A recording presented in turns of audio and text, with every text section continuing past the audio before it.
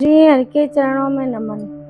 स्वागत है आपका अपने चैनल श्री ग्रंथ ज्ञान में। आज हम पुरुषोत्तम मास महात्मा अध्याय 12 का श्रवण करेंगे। सूत जी बोले, हे मुनि श्रेष्ठ, अब मैं आपको उस कथा का सार सुनाता हूँ जिसमें उस तपस्विनी कन्या के अगले जन्म द्रौपदी के जीवन और पुरुषोत्तम मास के महान प्रभाव का अद्भुत वर्णन है। नारद जी ने विनम्र होकर पूछा, हे प्रभो, जब भगवान शंकर अंतर्ध्यान हो गए तब उस बाला ने शोक में क्या किया?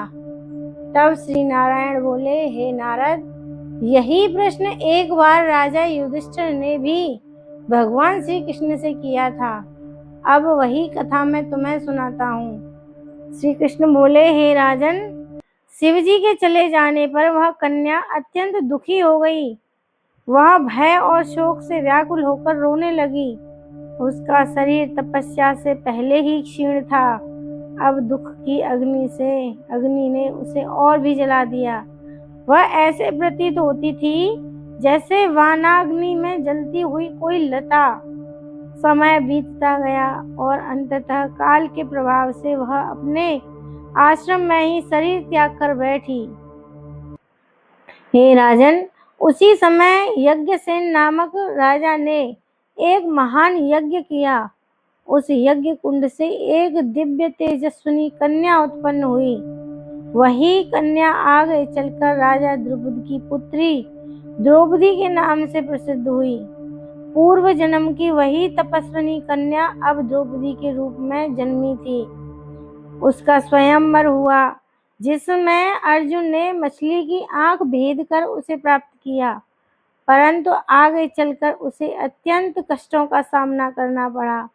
दुर्योधन के सभा में दुशासन ने उसके केस पकड़कर उसे अपमानित किया।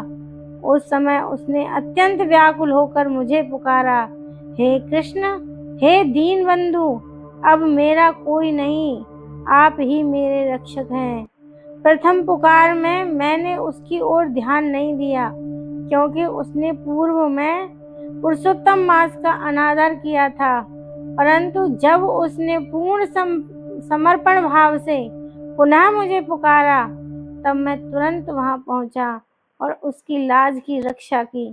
श्री कृष्ण बोले, हे राजन, द्रौपदी मेरी अत्यंत प्रिय भक्त थी, परंतु पुरुषोत्तम मास का अपमान करने के कारण उसे कष्ट सहना पड़ा।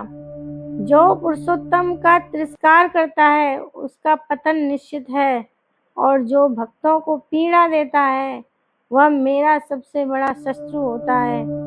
इसके बाद श्री कृष्ण ने पांडवों को आश्वासन दिया कि वे उनके शत्रुओं का नाश करेंगे और उन्हें पुनः राज्य प्राप्त होगा। उन्होंने कहा, हे पांडवों, तुम पुरुषोत्तम मास का विधिपूर्वक व्रत और पूजन करो, इससे तुम्हारा कल्याण होगा। फिर श्री कृष्ण द्वारका जाने लगे। पांडव अत्यंत भावुक होकर बोले, हे प्रभु, आप ही हमारे जीवन हैं, हमें कभी मत भूलिए। श्री कृष्ण प्रेम पूर्वक उन्हें समझाकर द्वारका लौट गए। उनके जाने के बाद पांडवों ने तीर्थों में भ्रमण किया और पुरुषोत्तम मास आने पर विधि पूर्वक व्रत किया। 14 वर्षों के पश्चात श्री कृष्ण की कृपा से उन्होंने अपना राज्य पुनः प्राप्त किया। सूत जी अंत में कहते हैं, हे ऋषि मुनियों, पुरुषोत्तम मास का महात्म्य इतना महान है कि उसे पूर्ण रूप से कोई नहीं जान सकता। स्वयं भगवान ही इसके संपूर्ण प्रभाव को जानते हैं। जो मनुष्य श्रद्धा और नियम पूर्वक इस मास का पालन करता है वही वास्तव में धन्य और पूजनीय होता है। पुरुषोत्तम मास महात्मा अध्याय 12 समाप्त। इससे आगे का अध्याय सुनेंगे हम अगली वीडियो में। तब तक के लिए हरे कृष्ण।